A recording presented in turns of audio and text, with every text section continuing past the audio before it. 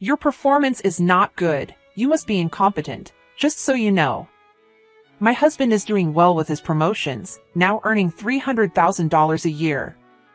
What about you? Barely making $50,000, I suppose. Please refrain from speaking ill of my husband.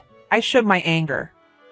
My sister-in-law Lillian said in a mocking tone, "Did I hit a nerve?" "I'm sorry, it's just the truth, and that's why you're upset. My family is wealthy, and I just can't understand the feeling of poor people like you. Oh, by the way, invite us over sometime. I'm curious to see how poor people like you live." My husband looked Lillian in the eye and replied with a smile, "All right then.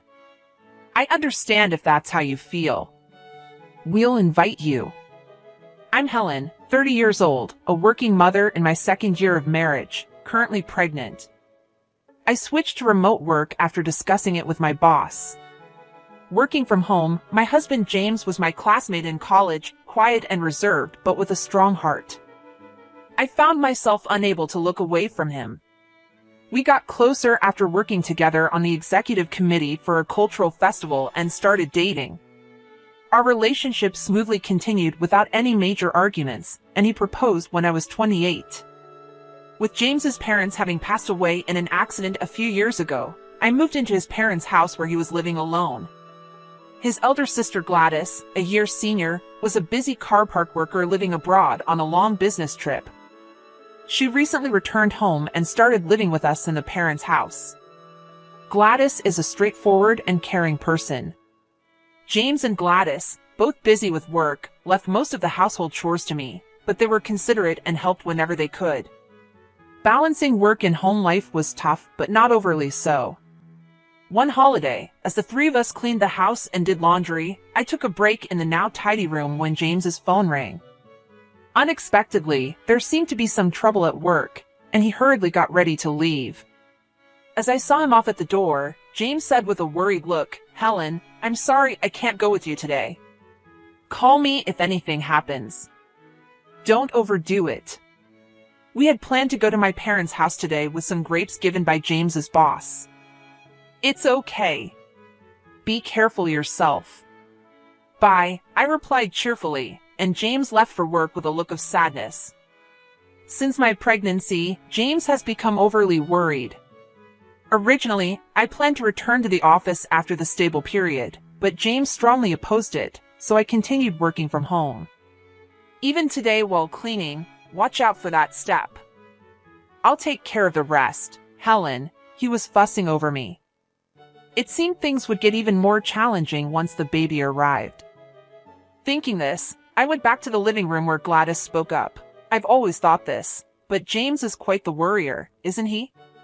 "Yes, he is. I can imagine him telling our grown-up child to be home before dark," I said with a troubled smile, and Gladys laughed. "I doubt that. They won't be small forever."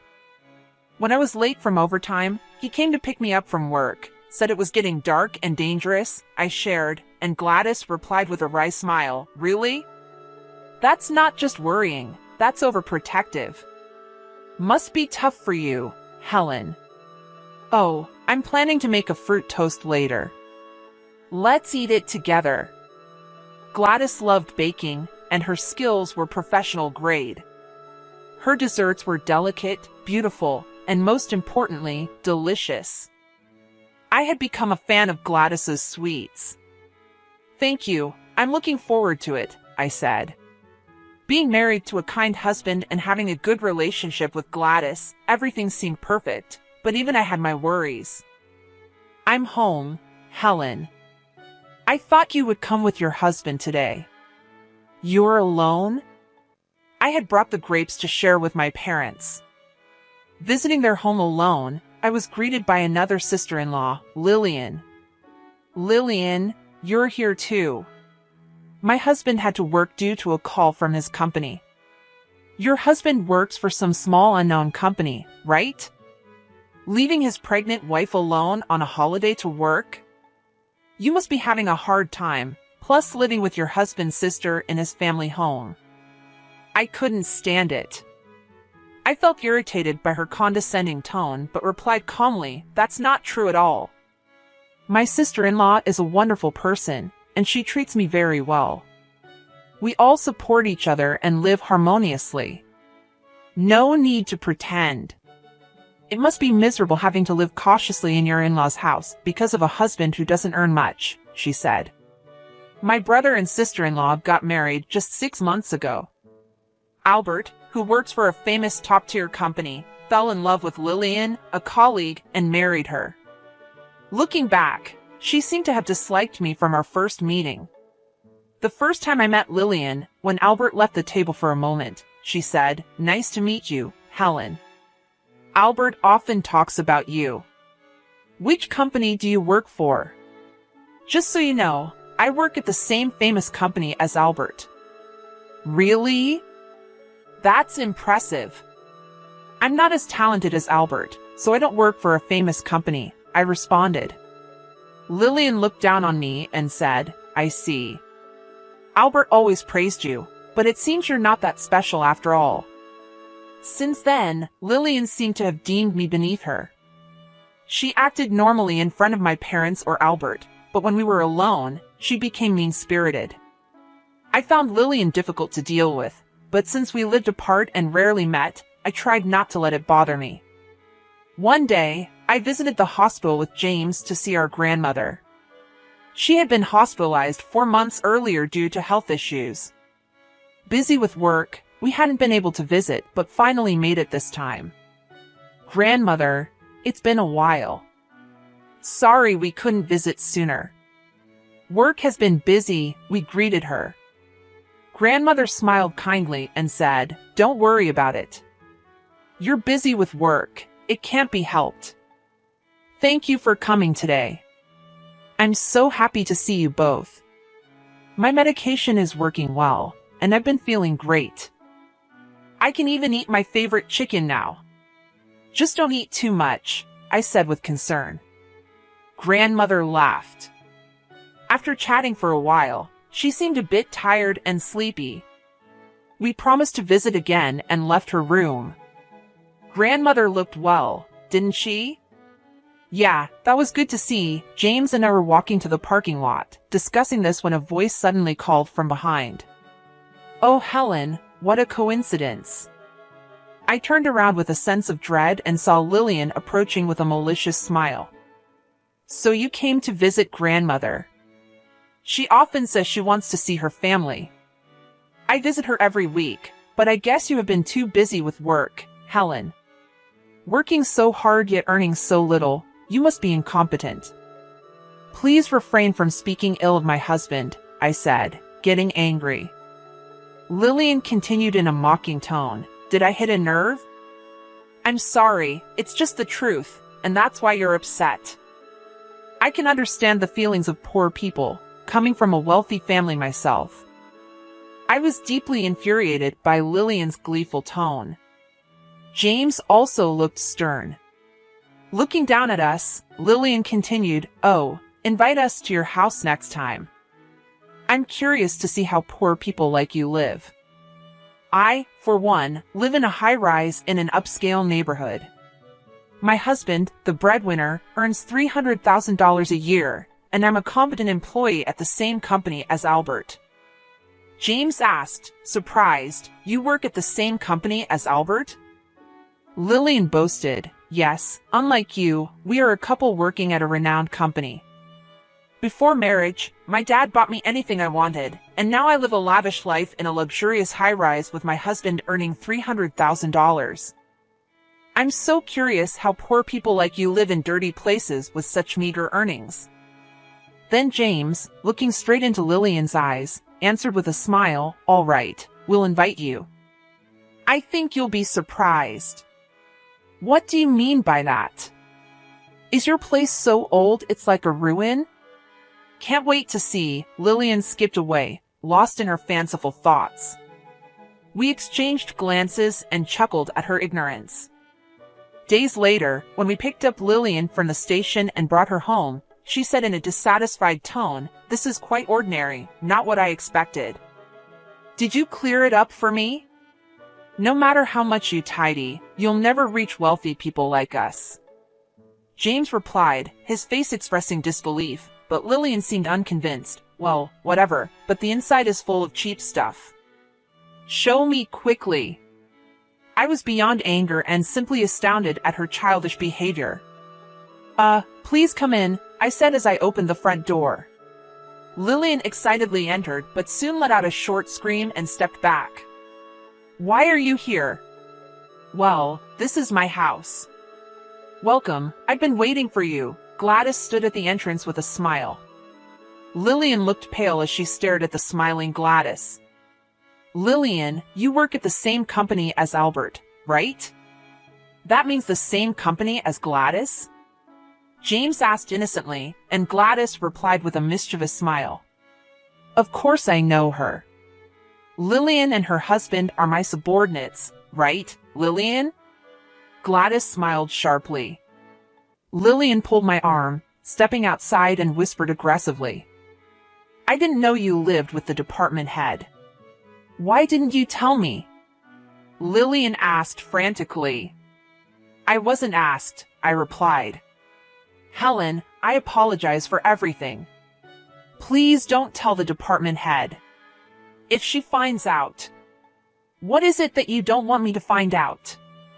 I suddenly realized that Gladys was standing right behind us, arms crossed, glaring coldly at Lillian. By the way, Lillian, I heard you were hurling terrible insults at James and others, calling them incompetent, mocking people for their income, and speaking such rude words. I didn't know you were this kind of person, Gladys spoke calmly.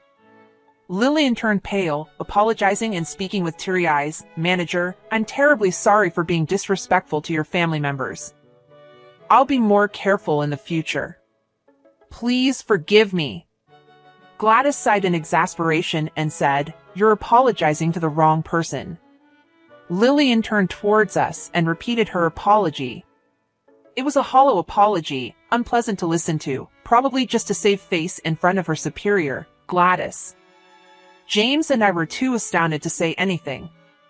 Do you really feel sorry? You don't seem to be reflecting, I said with a cold expression.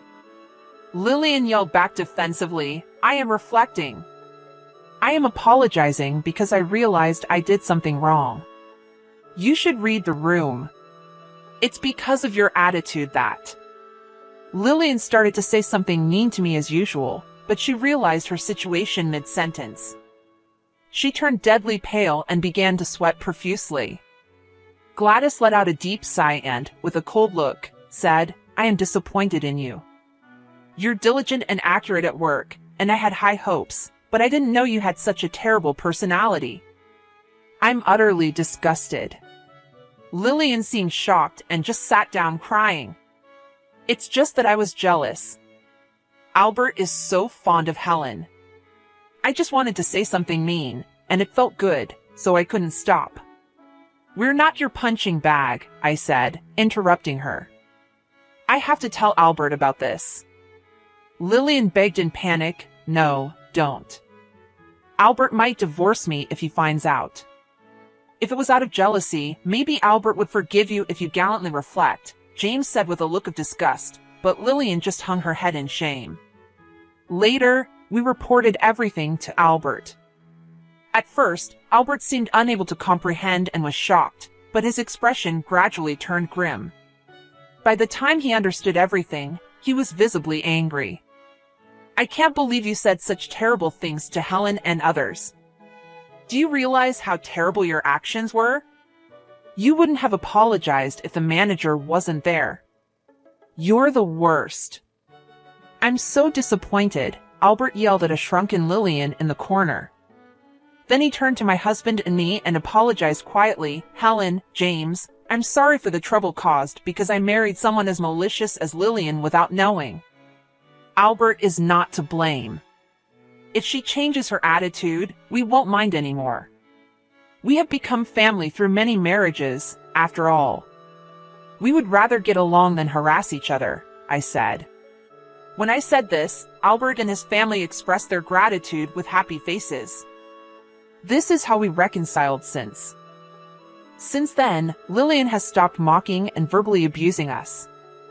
It seems that Albert has sternly warned her that if she behaves maliciously towards others again, they will divorce. Lillian now only offers minimal greetings when we meet and remains silent. She seems to be reflecting, and it would be harsh to stir up more trouble. We decided together to let bygones be bygones. However, 2 months later, we received unexpected news: Albert and Lillian had divorced.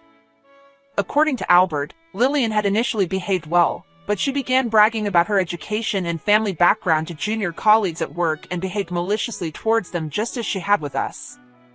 This led to a junior colleague developing mental health issues, creating a problem in the process.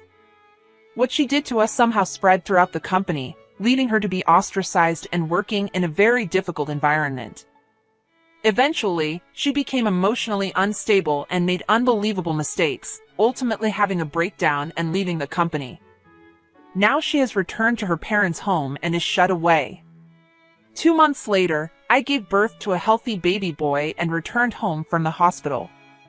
Now busy with my first experience of parenting, although I constantly felt tired due to lack of sleep, looking at my son made all the fatigue worthwhile.